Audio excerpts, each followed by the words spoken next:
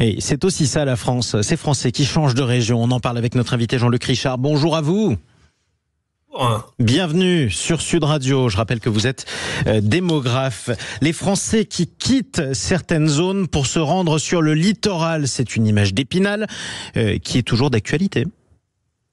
Oui, bien sûr. C'est une tendance de long terme qui n'est pas spécifique à la France. D'ailleurs, on constate qu'il y a une proportion croissante de la population mondiale qui vit finalement sur les littoraux, en tous les cas au bord de la mer ou très près des littoraux.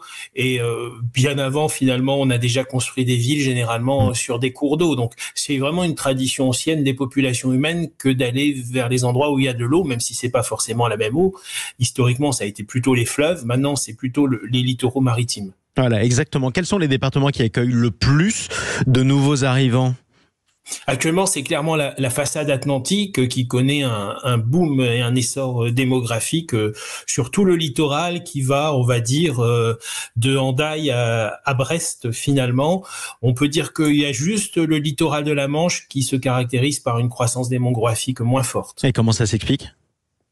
Alors, finalement, l'attirance pour le littoral, c'est à la fois un aliotropisme, alio qui vient de halieutique, l'eau, alios en grec, et puis c'est aussi un héliotropisme, le hélios, le soleil. C'est-à-dire c'est un mélange d'eau et de soleil qui fait que ce sont plutôt les littoraux ensoleillés qui attirent. Alors, historiquement, c'était la façade méditerranéenne, c'était le sud-est, c'était la Côte d'Azur, et puis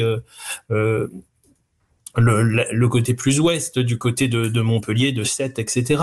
Mais la Méditerranée attire un peu moins pour différentes raisons et le littoral atlantique désormais attire beaucoup.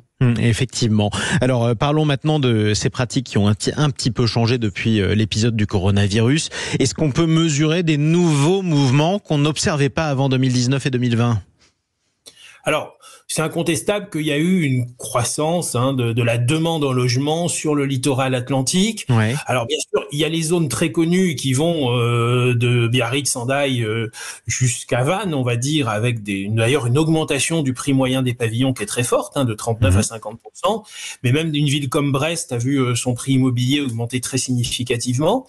Donc, on a cette tendance qui est d'aller là. Alors parfois, dans un premier temps, on pense résidence secondaire, et ensuite, la résidence secondaire va devenir la résidence principale des aînés dans la famille, finalement. Oui, c'est ça. Et ce qui peut paraître logique quand c'est possible. Dernier point, est-ce que les villes se vident ? Non, parce qu'il y a des tendances qui font que les grandes villes, et on le voit même dans le quart nord-est de la France, avec des villes comme Reims, qui se singularisent, quand elles sont bien desservies par les transports, quand ce sont des villes universitaires, qu'elles offrent un ensemble d'avantages, de structures, de possibilités de loisirs, elles continuent d'attirer en tant que telles, même si leur couronne pas nécessairement attire. Actuellement, il n'y a pas d'extension en termes de kilomètres carrés de l'agglomération Lille-Roubaix-Tourcoing, mais les villes en cœur continuent d'attirer une population qui est plus jeune, avec d'ailleurs des conséquences qui est la diminution de la taille moyenne des logements, par exemple. Exactement, et puis elles sont des populations qui cherchent du travail et on en trouve malgré tout davantage dans ces grands centres urbains. Merci beaucoup Jean-Luc Richard. De rien, merci, au revoir. Je rappelle que vous êtes démographe, maître de conférences à l'université de Rennes.